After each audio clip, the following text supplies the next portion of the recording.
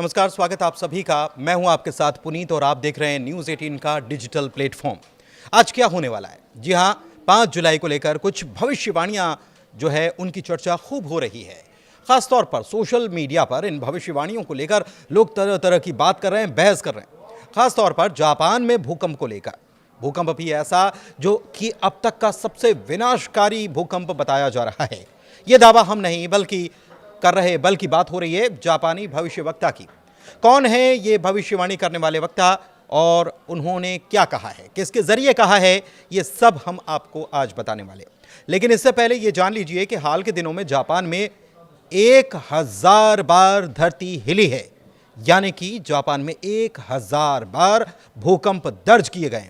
और आलम यह है कि यहां पर अब तो रात को सोने से भी लोग डरने लगे हैं। खासतौर पर आज का दिन उनकी नींद उड़ाए हुए है, क्योंकि आज है जापानी बाबा वेंगा की भविष्यवाणी का दिन। अब ये जापानी बाबा वेंगा कौन है, ये भी जानिए। दरअसल मंगा कॉमिक बुक और बाबा वेंगा का कनेक्शन जापानी मंगा कलाकार रियो तात्सुकी से जुड़ा हुआ है, जिन्हें जापान की बाबा वेंगा कहा जाता है। इसीलिए क्योंकि अपनी कॉमिक बुक के जरिए इन्होंने कई भविष्यवाणियां की हैं और इनमें से कई सच साबित हुई हैं। वैसे आपको बता दें कि इनकी तुलना बाबा वेंगा से इसीलिए भी होती है क्योंकि बाबा वेंगा एक बुल्गारिया रहस्यवादी थीं, जिन्हें भविष्यवाणियों के लिए पूरी दुनिया में जाना जाता है। ठीक उसी तरह से जैसे दुनिया में भविष्यवाणियों के लिए नास्त्रे दमस का नाम हमेशा से चर्चा में रहता है। पहले आपको हाल के हालात बता देते हैं। जापान के मौसम विज्ञान एजेंसी जो है JMA, इसके अनुसार टोकारा द्वीप समूह क्यूशू के दक्षिण में पैसिफिक रिंग ऑफ फायर के भीतर कई टेक्टोनिक प्लेट्स के जंक्शंस पर यह स्थित है और इसमें 21 जून से 3 जुलाई तक 1000 से ज्यादा भूकंप दर्ज किए गए। इनमें से कई झटके जापानी पैमाने पर तीव्रता 1 या उससे अधिक के थे।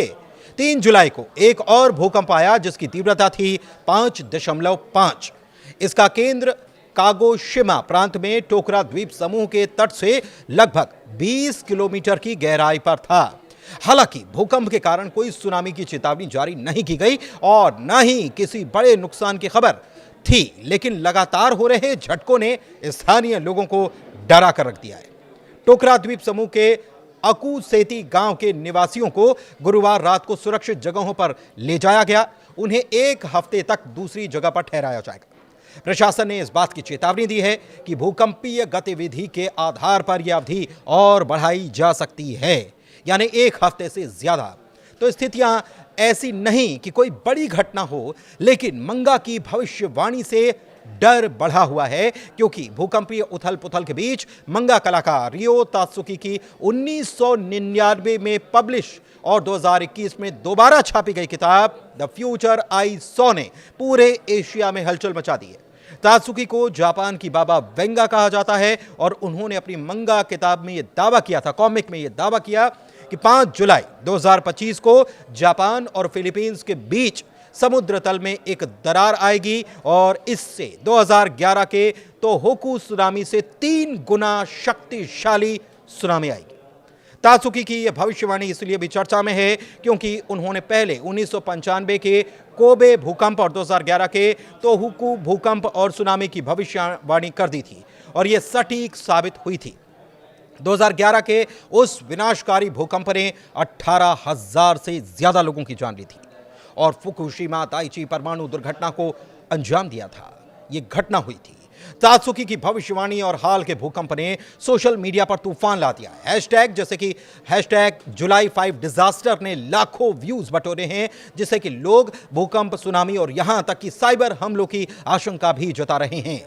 इस डर के कारण पर्यटकों ने जापान की यात्राएं रद्द कर दी हैं और हांगकांग की एक ट्रैवल एजेंसी EGL टूर्स ने बताया है कि सोशल मीडिया पर वायरल भविष्यवाणियों की वजह से बुकिंग्स में भारी कमी आई है।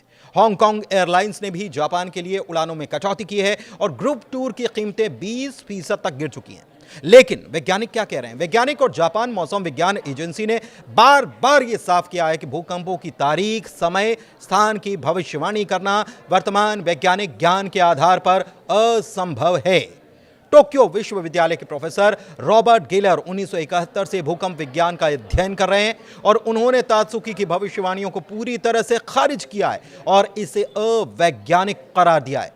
जापान के मौसम विज्ञान एजेंसी के निदेशक रयोइची नोमुरा ने पिछले महीने एक प्रेस कॉन्फ्रेंस की और यह कहा कि यह अफसोसनाक है कि आधुनिक विज्ञान के युग में लोग ऐसी आधारहीन सूचनाओं से प्रभावित हो रहे हैं।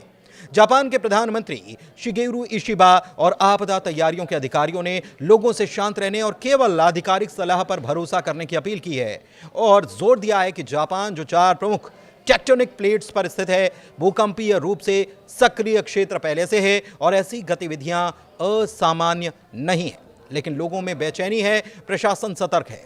इसके निवासी चिजुगो अरिकावा ने एक इंटरव्यू दिया जिसमें बताया कि बीते 2 हफ्तों से धरती हर रात कांप रही है और सोना भी बड़ा डरावना है। 23 जून को सबसे ज्यादा बार 183 बार भूकंप यहां पर दर्ज किए गए और इसके बाद प्रशासन ने तुरंत आपदा मुख्यालय को सक्रिय किया और कमजोर क्षेत्रों से लोगों को निकालना भी शुरू कर दिया। हालांकि विशेषज्ञ ये भी बता रहे हैं कि नानकाई ट्रफ में धीमी गति के भूकंप जरूर देखे गए जो भविष्य में बड़े भूकंप का संकेत हो सकते हैं। फिर भी इनका यह मतलब नहीं निकाला जा सकता कि कोई बड़ा भूकंप 5 जुलाई को ही आएगा। धन्यवाद।